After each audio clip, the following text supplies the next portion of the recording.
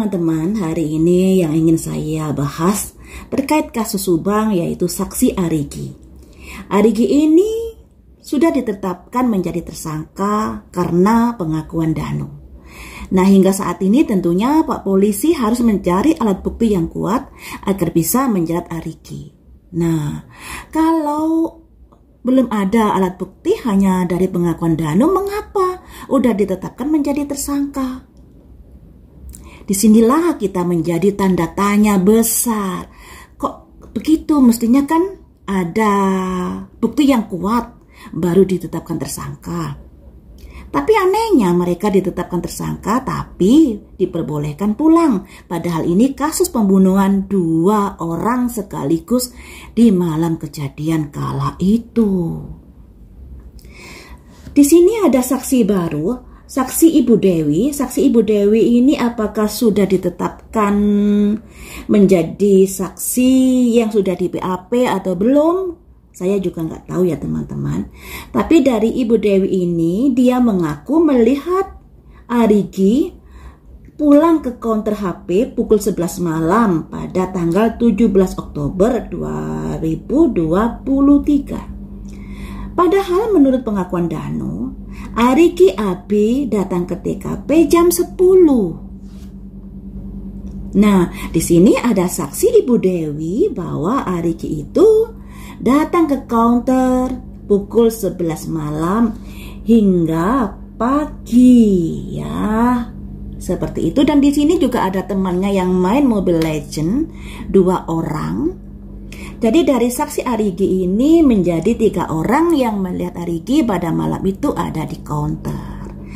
Nah, ini kalau menurut kesaksian mereka ya. Di sini ingin saya prediksi teman-teman melalui kartu tarot. Bagaimanakah prediksinya Arigi ini? Apakah ada keterkaitan atau tidak? Tapi di sini berhubung prediksi, sekali lagi saya jelaskan, tidak bisa dijadikan acuan sebagai menuduh seseorang, karena prediksi ini bisa diartikan juga sebagai asumsi ya, bukan sesuatu yang memastikan. Jadi di sini jadikan clue-nya saja, ambil sisi positif dan jangan dijadikan sebagai acuan untuk menetapkan Arigi ini tersangkut atau tidak. Kalau kartunya baik, jangan sekali-kali bilang saya membela Arigi. Kalau kartunya buruk, jangan sekali-kali bilang saya benci kepada Arigi. Saya hanya sekedar membacakan kartu yang keluar. Karena seringkali netizen ini karena prediksinya lebih baik ke arah sana, dikira saya belain. Prediksinya lebih buruk ke arah sana, dikirain saya memojokkan. Jadi serba salah ya teman-teman. Mari kita lihat di sini, kita kembali ke energi Arigi. Apakah malam itu Arigi datang ke TKP Subang melakukan atau ikut dalam aksi malam itu?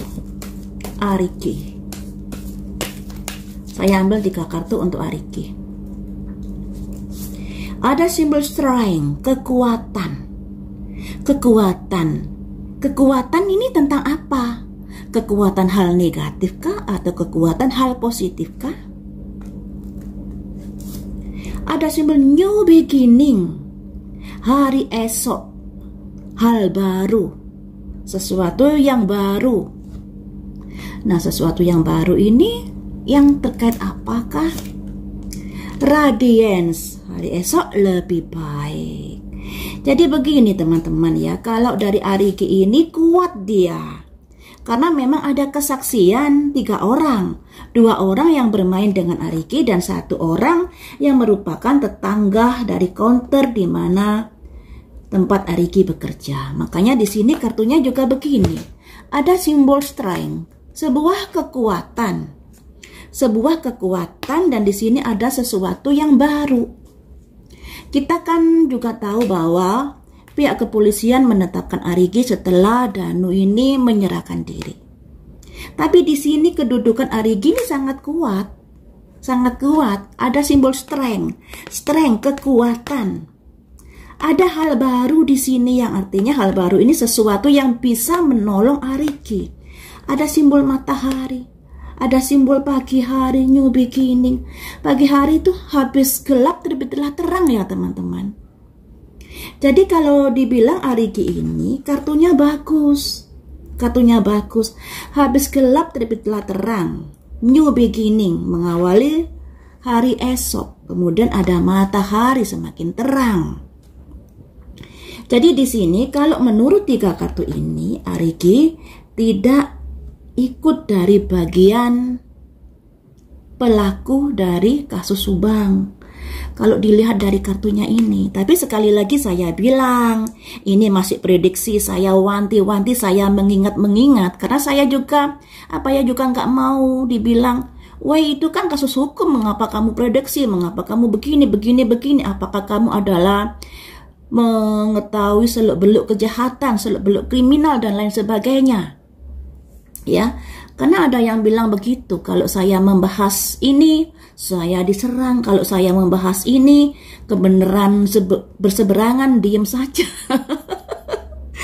Dan kebetulan untuk Ariki ini ada strength, kekuatan, ya kekuatan yang bisa lebih baik lagi untuk dia, hari esok lebih baik lagi untuk dia. Nah, tinggal kepolisian ini udah menetapkan Ariki sebagai tersangka, tentunya karena dari pengakuan Danu. Tapi kenyataannya secara logika Ariki memiliki 3 saksi. 2 saksi teman Ariki yang tidur di counter dan saksi yang buka warung di sebelah counternya Ariki bekerja. Jadi ada orang lain lagi yang menguatkan bahwa Ariki malam itu ada di counter. Dan dia tahu bahwa jam 11 malam Ariki kembali ke counter.